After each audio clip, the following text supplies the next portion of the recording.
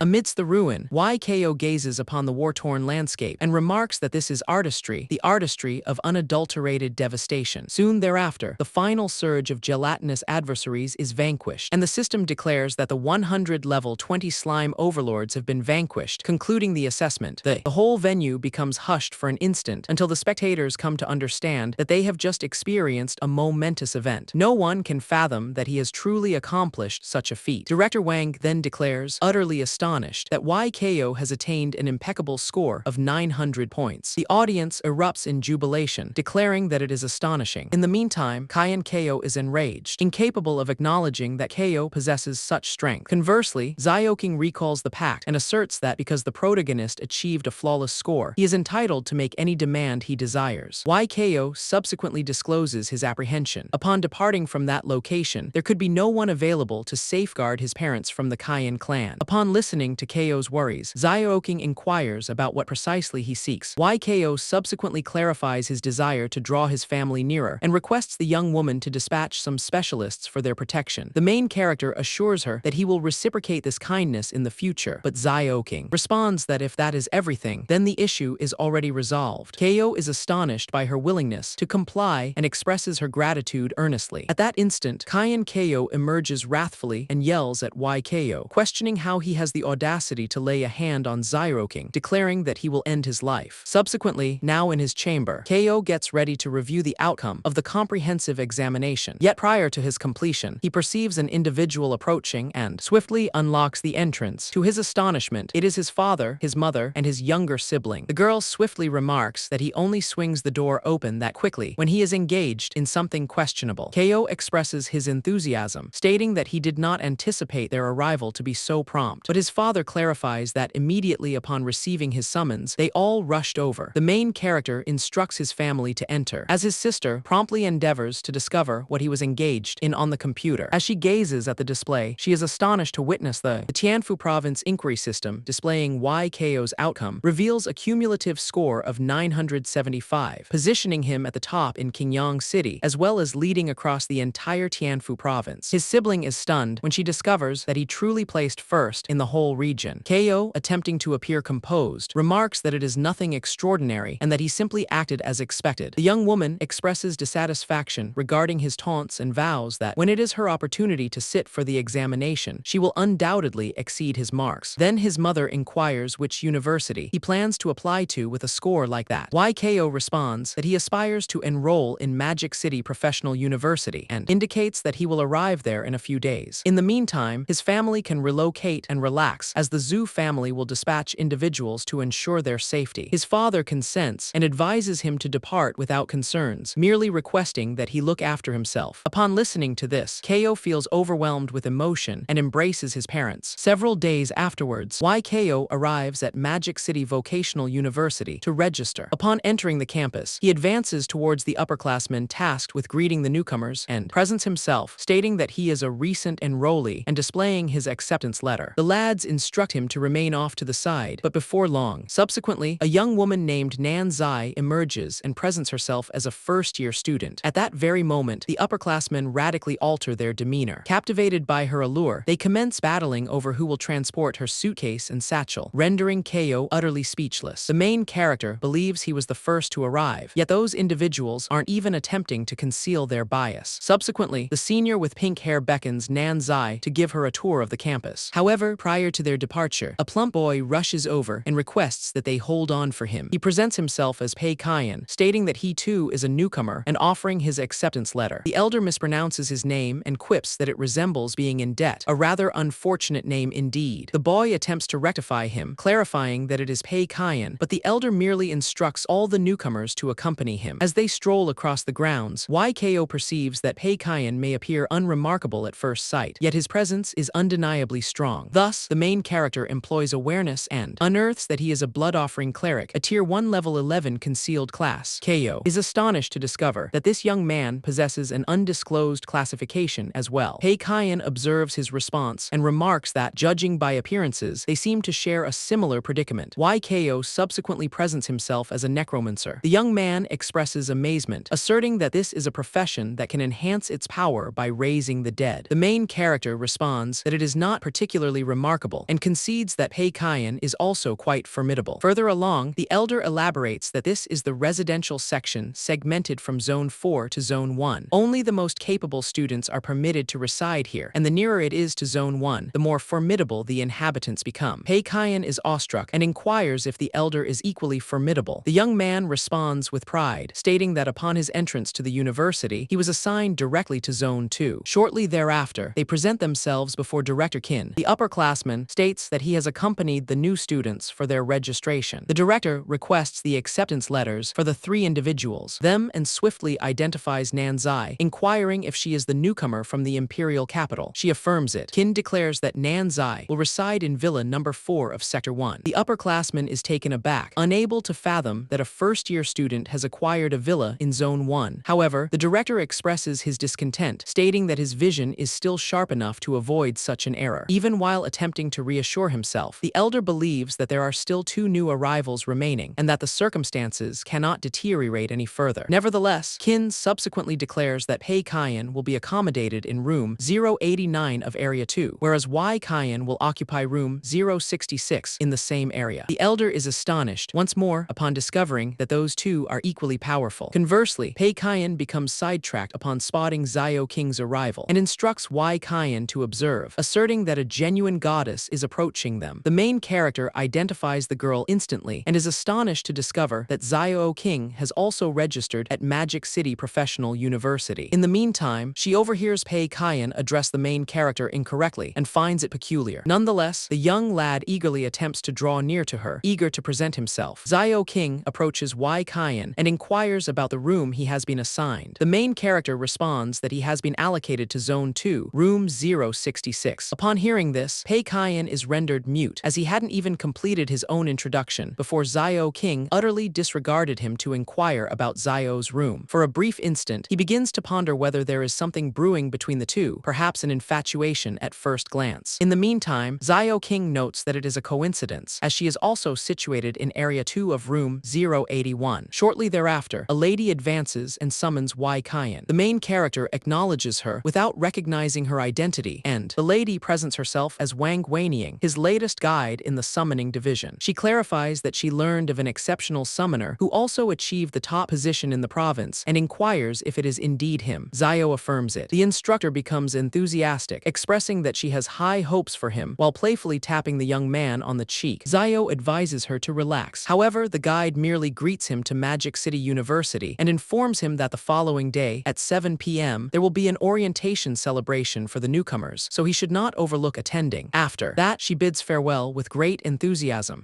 Zio observes that the instructor is genuinely passionate, but Zio King playfully jests, remarking that to her, it seemed like he was relishing every moment. The main character is perplexed by her words, while the young woman expresses her frustration, insisting that all men are identical, brazen fools. In another location, a burst of violet energy unexpectedly emerges. A bespectacled individual gazes at the spectacle with trepidation and discerns learns that it appears to be a wreck. Without delay, he comprehends that the circumstances are grave and hastens to inform the rector without delay. In the meantime, Wang Guowei examines the statistics of the incoming students and remarks that the capabilities of that year's newcomers are quite impressive. At that instant, the employee bursts in with urgency and declares that a disaster has emerged. The chancellor inquires about its origin. The individual clarifies that it appeared in a barren region 50 kilometers to the west of the metropolis. Given its modest size, it is likely a rudimentary site of decay. Wang Guowei feels more comfortable after listening to this and resolves to spearhead a team the following day to investigate the area, while the newcomers will watch from the outskirts. The staff member cautions him that the next day marks the orientation ceremony for the incoming students. However, the rector merely instructs him to notify the university and relocate the reception venue closer to the ruins. The following day, Wang Guanjing warmly salutes the pupils, yet observes that they are all devoid of vitality. She approaches the main character and inquires if he had a restless night. Zio feels uncomfortable and attempts to refute it shortly thereafter. Subsequently, Rector Wang Guowei makes his entrance and presents himself as the individual responsible for the welcoming ceremony. He clarifies that all new students of Mo University will be awarded 100 campus points at no cost, and that these tokens can be redeemed for valuables. The pupils are thrilled upon learning this, as the university's vault contains numerous precious artifacts. Wang Guowei states that they are fortunate, as this will be the most magnificent reception ceremony since the establishment of the university. The explanation is straightforward. A fundamental structure emerged in the vicinity the prior evening. He clarifies that he will guide a group to investigate the interior, while the students will have the opportunity to witness everything from the exterior. The newcomers become thrilled by the prospect. However, Wai Zio inquires if they will also have an opportunity to access the ruin. Wang Guanjing responds that they will not, as they are still first-year students, and despite its fundamental nature, a ruin could still prove lethal to them on multiple occasions. Zio comprehends and seizes the chance to inquire about the distinctions among ruins, dungeons, and hidden realms. The guide elucidates that hidden domains are authentic realities, and that to other sentient species, Blue Star is likewise regarded as an enigmatic domain. Dungeons, in contrast, are simply representations of shards of those domains. The creatures within them lack cognition, operate solely on instinct, and re-emerge following their demise. Zio subsequently inquires about the whereabouts of the authentic remnants of the secret realms. Wang Guanjing clarifies that those remnants float through the boundless abyss, which is precisely what they refer to as ruins. In contrast to dungeons, when a ruin manifests, it does not vanish autonomously. Within it, there exist elixirs, abilities, gear, and an assortment of additional artifacts that adventurers can gather. Nevertheless, she clarifies that those are not the most significant treasures. The most invaluable asset is the formation core, which enables the shard of the secret realm to navigate through the abyss of the cosmos. Since, upon acquiring that essence, the entire relic swiftly starts to vanish. Zio inquires about how an individual gains access to such a location, and Wang Guanjing clarifies that each time a relic is unveiled, a dense mist materializes, and anyone caught within its influence is instantly transported inside. The main character then gazes into the horizon and inquires if it could possibly be anything, such as what is occurring there. Wang Guanjing pivots and is taken aback to observe violet mist enveloping the students. She comprehends that the gateway of the ruin has stretched right up to their location and instructs everyone to flee. Yet it is already excessively tardy. The mist encroaches swiftly. The pupils start to be drawn in, and they become frantic, crying out for assistance. Wang Guowei also recognizes that there is an issue, as the entryway of a fundamental tier relic ought not to enlarge excessively. To him, it seemed that someone was undermining everything from the background. In the meantime, Wai Chio attempts to liberate himself, yet remains unable to evade the power of the destruction. Wang Guanjing beckons to him, yet the main character is pulled into the mist alongside the others. Subsequent to being enveloped by the desolation's mist, Wai Chio descends into an arid region and comprehends that he has indeed been transported within. The main character scans his surroundings, seeking the other pupils, yet discovers no one. With that, he realizes that everyone has been divided once more. Before he can contemplate his subsequent move, the earth starts to quake and a massive beast rises from the desert. Chio becomes vigilant and is taken aback to witness the colossal creature advancing towards him. Employing awareness, he recognizes the organism as a siege beetle, a tier 2 level 30 formidable creature with exceptionally elevated characteristics. The main character laments his fortune as he unexpectedly encounters a formidable creature at the summit of tier 2 immediately. Without delay, Chio beckons his revenants and commands them all to assault. The remains and wild pigs encircle the creature, unleashing fire orbs and fees in sequence. Noticing that the assault was successful, Wai Chio Chayo seizes the chance and commands his call to continue hitting. Following another wave of assaults, the system verifies that Chayo has eliminated the siege beetle. Gaining 500 experience points, the creature additionally yields a prestigious siege saber, level 20 and tier 2, with an enhancement of 300 strength. The armament additionally possesses a distinctive impact on protective gear, fortified armor pieces, and barriers, bestowing an extra 100 power when assaulting that category of target. Observing this, the main character realizes that the blade was crafted to shatter barriers, penetrate armor, and obliterate objects that appear unbreakable. Nonetheless, Chayo considers it peculiar that a creature of such magnitude merely yielded a saber and chooses to employ the spade to inter the carcass, aspiring to secure additional benefits. Upon excavating and triggering the weapon's influence, a tree bearing golden apples materializes, and additional subterranean observations emerge from within the fruits. Upon acknowledging this, Chayo becomes exhilarated because now he realizes that creatures can likewise yield underworld currency. For him, finding himself in that desolation might have presented a significant chance. The main character subsequently chooses to investigate the locale. In a different section of the wreckage, a fair-haired pupil strides across the arid landscape, lamenting that he has been trekking for an extended period and has yet to encounter another soul. Abruptly, he perceives an entity in close proximity and inquires as to who is present. Regrettably, it is an besieging insect. The fair-haired lad is consumed, and the remaining pupils start sprinting without a moment's hesitation. One among them struggles to comprehend what sort of being that is. At that instant, Chayo spots the scholars from Mo University in front and experiences a sense of comfort upon discovering his companions within the wreckage. Nonetheless, prior to being able to suitably approach, a student yells for him to sprint, cautioning that there is a creature lurking behind them. Anticipating the future, Chayo comprehends that it is yet another besieging beetle, but rather than fleeing, he becomes thrilled, comprehending that his subterranean tokens have only just manifested. The pupils believe he has lost his mind as he charges toward the beast as though he seeks demise. However, the main character merely summons his underlings and instructs them to incapacitate the beast. Within mere moments, his resurrected minions encircle the siege beetle and launch a coordinated assault, vanquishing the creature effortlessly. The pupils are awestruck by his might and remark that summoners are indeed formidable. However, one among them, who is also a summoner, revises his initial notion and acknowledges that the matter isn't about the class being powerful, but rather that Chayo is exceedingly powerful. Subsequent to gathering the objects, Chayo notices that he has acquired a handful of additional underworld bills, yet he still perceives the sum to be considerably insufficient. As he contemplates this, he perceives an unusual sound emanating from a distance and grows vigilant, curious about the origin of that noise. Abruptly, the earth starts to shake, and a colossal horde of horrific creatures surfaces, rushing ahead. The dark-haired pupil becomes frantic upon encountering a swarm of insects simultaneously. The auburn-haired individual goes into a frenzy, declaring that they are doomed, and Chayo also recognizes the threat. Without dilly-dallying, he calls upon Peppa, climbs onto the skeletal wild boar, and commands the beast to sprint with all its might. The swiftness of the wild pig terrifies the other pupils. The boy with crimson locks is astonished to discover that it is a creature of summoning at the general tier. Seizing an opportunity for survival, he and the other pupil pursue the protagonist, imploring him to pause. However, it is ineffective due to the pair of them are similarly consumed. While he speeds through the arid landscape astride Peppa, Chayo finds it odd that the insects are targeting him specifically and even quips, perplexed by the reason they are pursuing him in particular. However, he quickly comes to the understanding that the swarm is not just moving in the same direction, but is actually advancing directly towards him. Thus, he deduces that there could be a cunning insect orchestrating everything from the shadows. Further along, several other students observe the main character zooming past and identify him as the prodigy of Mo University. One individual even likens his winged wolf to Peppa's velocity and comes to the conclusion that his own creature appears as worthless in comparison. Without pausing, Chayo yells for everyone to flee as a horde approaches swiftly behind him. Initially, the crimson-haired youth is skeptical about it. However, the emerald-haired pupil glances over his shoulder, noticing the swarm of bugs advancing, and frantically scrambles onto his creature. The crimson-haired pupil desperately attempts to preserve his life at all costs and implores Liu Yu to allow him to accompany him on the winged wolf. The other student also panics, exclaiming that without the beast, they are certain to perish. Yet Liu Yu hastens nonetheless and declines to transport the pair, asserting that if the wolf bears 3 individuals, ultimately, all individuals will meet their demise, allowing them to remain in that state. Enraged by the feeling of being forsaken, the crimson-haired youth descends into madness and resolves to pull Liu Yu down alongside him. The pair launches projectiles at Liu Yu, striking the lad to the floor, and the tableau recurs yet again, accompanied accompanied by 3 additional students, transforming into a treat. Beyond the remnants, at the threshold of the location, the officials in command convene to deliberate on the circumstances. Rector Wang Guowei conveys to them that they have already identified the reason behind the occurrence and affirms that it was not a chance event, but rather a deliberate plot. The silver-haired gentleman requests a clarification, and Wang Guowei inquires if everyone still recalls the events of May 10th. Subsequently, he elucidates that on May 20th, exotic factions emerged within a labyrinth in Qingyang City. A similar occurrence transpired in Nanhai, Kangaming, and 10 additional cities, where these intruders breached the dungeons and assaulted students during their examinations, resulting in numerous fatalities. At this point, Wang Guowei possesses sufficient proof that both occurrences were instigated by the same organization. When they inquire about who orchestrated it, he discloses that it was the sect of the 10,000 species. Upon hearing that name, a gentleman clad in a dark suit grows enraged and addresses the assembly as subterranean rodents. He then commands the obliteration of all clandestinely registered cult strongholds and instructs that the execution of the apprehended members be aired nationwide at noon the following day. The rector promptly acquiesces to the directive. In the meantime, within the ruin, Wai Chaio persists in advancing while riding Peppa until he arrives at an alternate location. Noticing the surroundings, the protagonist discerns that it appears to be a sanctuary amidst the arid wilderness. He perceives the shift in landscape as peculiar, and shortly thereafter perceives something ensnared within the foliage. Examining more intently, Chaio is taken aback and inquired what on earth that object is. Employing awareness, he recognizes the organism as a toxic larva, a Tier 0 Level 2 creature possessing minimal attributes, yet still intriguing enough to draw his focus. The poisonous larva commences to shift and abruptly surges, astonishing Chaio. Nevertheless, the main character responds swiftly and assaults the beast, labeling it an insignificant larva before dispatching it. The system declares that Wai Chaio has vanquished a Tier 0 Level 2 creature, yet garnered merely a single experience point. Upon witnessing that dismal recompense, Chaio grows furious and voices his grievances, inquiring if the system perceives him as a mere destitute. Nevertheless, he opts to inter the corpse to observe what may emerge from it. A mere 10 minutes later, the system proclaims that he has acquired a subterranean currency valued at 1. Upon understanding this, the protagonist's eyes sparkle with excitement, for if every larva yields a single coin and there exists a substantial quantity of them, he could amass considerable wealth. Then Chaio summons his revenants and instructs all to commence their tasks. In a different section of the decayed structure, a girl with pink hair is in distress, pleading for assistance, but ultimately finds himself trapped by an individual clad in a dark cape. He insists on discovering the whereabouts of Nanzai and Pei Kayan. However, the young woman, weeping, pleads that she is unsure and implores not to be slain. The individual strikes with no compassion and remarks that she was unable to endure even a solitary strike. Subsequently, he discloses his aim. Nanzai and Pei Kayan are exceptional prodigies from Class 1, and if he manages to eliminate both of them, he will unequivocally solidify his status as the Holy Son. Soon thereafter, the individual discovers numerous tombs within the remains and considers it peculiar. Contemplating that possibly there could be some riches concealed beneath the earth, he commences excavating, but discovers merely the remains of toxic larvae. Annoyed, he grumbles that someone must have been exceedingly tedious to entomb such a creature. Shortly thereafter, the man perceives something unusual in his surroundings and observes numerous heaps on the soil. As he approaches, he perceives Chaio's summons. Perplexed by the situation, he expresses his discontent, asserting that striking without uttering a word demonstrates a significant deficiency in honor. In the interim, Wai Chaio persists in gathering the accolades and is pleased to discover that his illicit currency has nearly accumulated to 50,000. Nevertheless, at that instant, the system alerts him that 10 skeletal sorcerers have perished in combat. The main character discovers the unexpected disappearance of numerous summons peculiar and resolves to investigate the situation. Therefore, he summons Tough Guy and Peppa to accompany him. Upon his arrival at the site, an abrupt hush envelops the surroundings. Chaio inquires about the identity of the presence, commanding the individual to reveal themselves. Concealed in the shadows, the figure clad in the dark mantle watches the main character and discerns that he is a necromancer. Believing his visage seems recognizable, he quickly recalls that this individual is Wai Chaio, the highest achieving pupil in the province, and grins, contemplating that this feels akin to a complimentary feast brought straight to his doorstep. Nonetheless, Bai Yi presents himself in a cordial fashion and offers his introduction, expressing regret for unintentionally harming the protagonist's conjured beings. Chaio responds that it is acceptable since he did not intend to do it. Bai Yi subsequently inquires if he is also disoriented and proposes that the pair collaborate in their search for the way out. Wai Chaio concurs, yet cautions that he must maintain his speech speed as he lacks the time to safeguard him. Baiyi seems to consent, but he's actively scheming to eliminate the protagonist. Chayo perceives an unusual atmosphere emanating from Baiyi, and at that very moment, inquires about his intentions. No longer feigning, Baiyi assaults with a void-slicing strike and discloses his genuine motive. He starts chuckling, declaring that if he eliminates Wai Chayo, he will cement his status as the sacred offspring of the cult of the 10,000 races. Upon hearing this, the protagonist realizes that he is affiliated with the cult and inquires whether he was the one responsible for drawing all the newcomers into the ruins. Baiyi affirms this, declaring that it was a magnum opus of the sect's esteemed master. Nevertheless, upon discovering that Chayo survived the assault, he is astonished and struggles to comprehend how such a thing could occur. The main character merely gazes at the adversary and inquires if a scrap from the cult of the 10,000 races genuinely believed he could eliminate him. Baiyi concedes that Chayo deserves the distinction of the province's highest achieving student, yet maintains that it will conclude at that point. He strikes once more, asserting that the main character cannot endure even a solitary hit, yet Tough Guy intercepts the assault. Although he is vanquished effortlessly, Baiyi chuckles upon witnessing that the summoned entity could not endure even a solitary blow. Nonetheless, it is now Peppa's moment. The hog pounds the earth and obliterates all, leaving Baiyi's defense unprotected. Baiyi attempts to withstand, yet he is unable to evade the assault, and ultimately receives a direct impact. Chayo instructs Anzi to launch an assault, and the invocation conjures an enormous fireball, hurling it towards Baiyi. The individual continues to attempt to employ a barrier, yet is vanquished nonetheless. The system verifies that Wai Chayo has eliminated a Tier 2 level 28 human void-rending swordsman, earning 1 million experience points. Noticing the detonation, Chayo acknowledges that Anzi's strength has intensified significantly, remarking that his transformation is advancing at an impressive pace. Shortly thereafter, the system declares that the main character has progressed to Tier 1, level 20, granting an additional 10 points across all attributes. Subsequently, the objective for the second-class promotion emerges, necessitating at least one summoned creature of boss rank or superior, alongside the user achieving boss rank mastery. Given that Wai Chayo satisfies the prerequisites, the system inquires if he intends to promote his class. The promotion is executed instantly, elevating Chayo to Tier 2, level 21, with an additional 20 points allocated to all attributes. The talent of immortality acquires a third effect, and the soul-bound weapon Lament of the Fallen similarly ascends to boss rank, attaining Tier 2, level 21. Upon accessing his status, Chayo observes that his class has transformed into Undead Summoner, second advancement, and his attributes have become astonishing, with strength, agility, and constitution exceeding 2,000, while spirit ascends to 666. Furthermore, his summons have also experienced their second advancement, causing the main character to rejoice and declare that this is virtually an extraordinary enhancement. Subsequently, he examines the recent modification to the skill Immortality. The mechanism discloses that, due to his extraordinary spiritual strength, Wai Chayo is now capable of controlling the death energy within cadavers and causing them to detonate. The intensity of the detonation is contingent upon the vitality the body had during its lifetime, yet he is unable to trigger the explosion of corpses that exceed his own level. In essence, the acquired ability is known as corpse detonation. Chayo feels exhilarated upon grasping the impact, referring to it as the genuine craft of detonations. Subsequently, he examines the progression of Lament of the Fallen. The armament now provides an extra 300 points in strength, dexterity, endurance, and spirit, in addition to unveiling a new capability. After purchasing seeds from the Underworld Emporium, he can employ the weapon to initiate farm mode. The main character discovers this skill to be exceptionally beneficial and gazes upon Baiyi's remains, remarking that his demise was not in vain, as it provided an immense wealth of experience. Now, Chayo is solely interested in discovering what might emerge from that cadaver. A quarter of an hour later, the system declares that he has acquired an S-rank ability, Summon Void-Rending Swordsman. This tome permits him to expend 1,000 spirit points to conjure a void-rending skeleton swordsman, with a maximum of 1 summon active at any time. Typically, mastering the skill would necessitate over 100,000